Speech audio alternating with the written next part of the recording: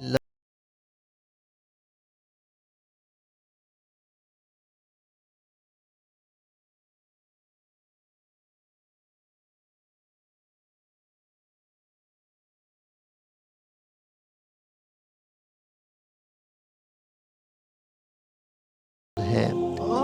لیکن سوال یہ ہے کہ کیا یہ کائنات ہمیشہ سے ہے اور خود بخود ہے؟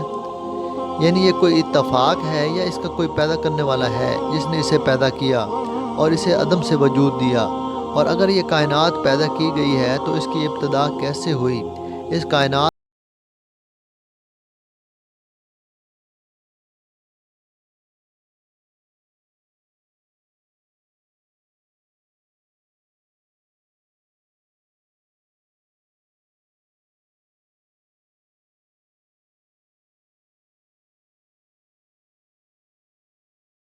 یہ زمین و آسمان، یہ سورج، چاند، ستارے، زمان و مکان، جنات و فرشتے، حتیٰ کہ عرش اور کرسی بھی نہ تھے۔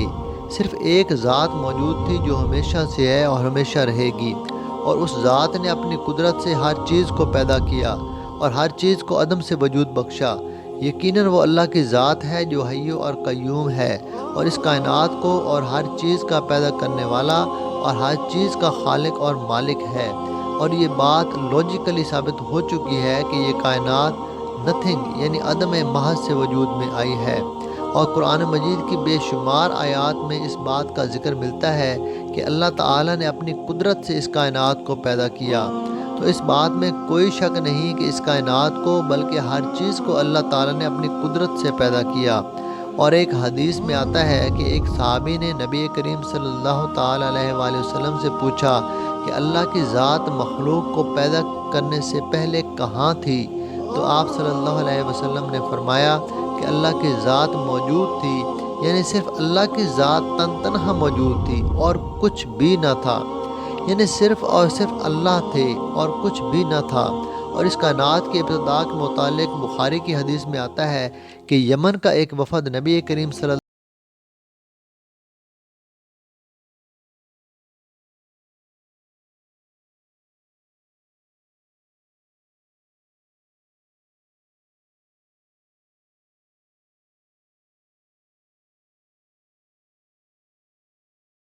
ہمیشہ سے موجود تھی، اس کے سوا کچھ بھی نہ تھا۔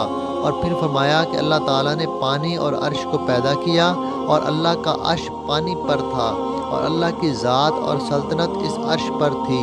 اور اسی طرح ایک اور حدیث میں آتا ہے کہ نبی کریم صلی اللہ علیہ وآلہ وسلم سے پوچھا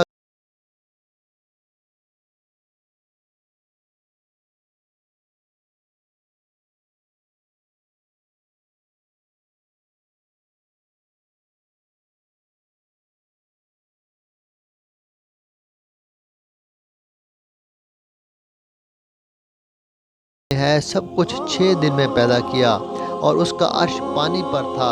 تو اس آیت سے یہ بات معلوم ہوتی ہے کہ آسمان و زمین کو پیدا کرنے سے پہلے ہی اللہ تعالیٰ کا عرش اور پانی موجود تھا۔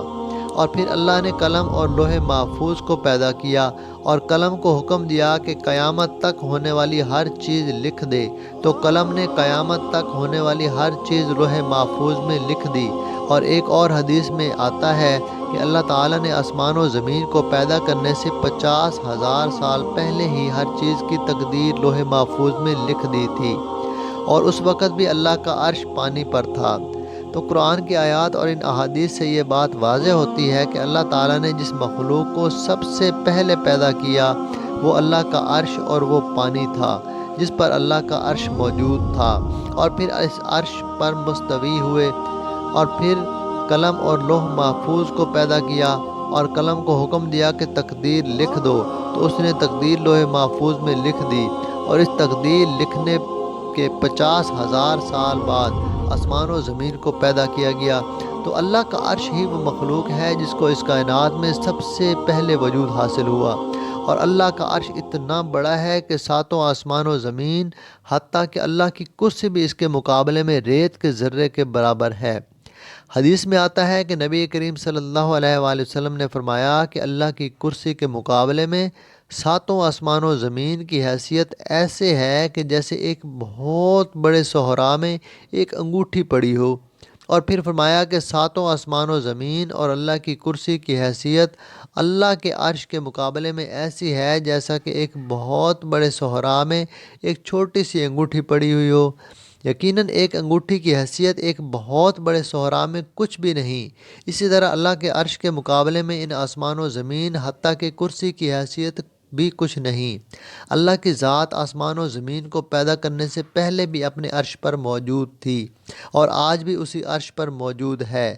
اللہ کا عرش ساتوں آسمان اور کرسی سے بھی اوپر موجود ہے اور اللہ کی ذات عرش پر موجود ہے، لیکن پھر بھی حدیث میں آتا ہے کہ اللہ پر مخلوق کی کوئی بھی چیز چھپی نہیں ہے، ہر چیز کو جانتا اور ہر چیز سے باخبر ہے۔